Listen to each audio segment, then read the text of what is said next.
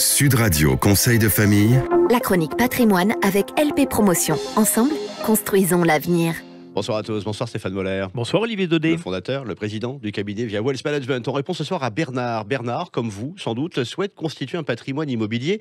Mais voilà, il hésite entre ouvrir une SARL de famille ou une SCI. Qu'en pensez-vous? Que peut-on lui dire? Alors, en effet, lorsqu'une personne souhaite se créer un patrimoine immobilier, elle peut hésiter entre ces deux formes juridiques. On va peut-être déjà commencer par distinguer la SARL de famille et le SCI. Alors, la SARL de famille est proche d'une SARL classique. Mais attention, seuls les membres d'une même famille peuvent créer cette forme de société. C'est-à-dire des frères et sœurs, parents et enfants, conjoints, etc. etc. L'intérêt principal de la SARL dite de famille est que, contrairement à la SARL classique, qui elle est imposée à l'IS, avec une SARL de famille, les associés peuvent choisir le régime de l'IR et donc éviter une double imposition. Et qu'est-ce qu'une SCI ? Il s'agit d'une société civile immobilière qui permet la gestion et la mise en place d'un patrimoine immobilier, pouvant être elle aussi soumise à l'IR, mais ne pouvant pas avoir d'activité commerciale. Voilà donc pour les définitions, rappel utile. Ceci dit, comment choisir entre SCI et SARL de famille? En fait, la SARL de famille combine les caractéristiques fiscales d'une SCI et les caractéristiques commerciales d'une SARL. Il s'agit d'un choix assez complexe et tout dépend du projet qu'ont les associés et du type d'activité qu'ils veulent développer. Si l'activité commune est une activité commerciale pure, alors la question du choix ne se pose pas, ils devront opter pour une SARL de famille. Si l'activité est immobilière, ils peuvent se poser la question.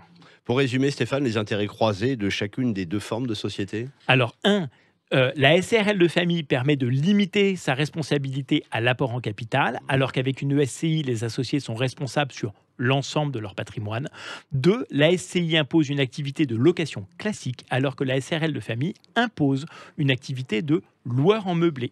Les deux activités sont exclusives l'une de l'autre. Oui, si je vous suis, la SARL de famille permet donc aux associés de bénéficier des avantages du régime réel du loueur en meublé non professionnel. Exactement. Le fameux LMNP. Exactement. Voilà. Et grâce au régime réel, il est possible d'ajouter aux charges immobilières classiques un régime d'amortissement, dont nous avons déjà parlé, des murs d'immeubles, qui vont permettre aux associés de complètement neutraliser la fiscalité sur les loyers perçus. Et les inconvénients de la SARL de famille par rapport à la SCI?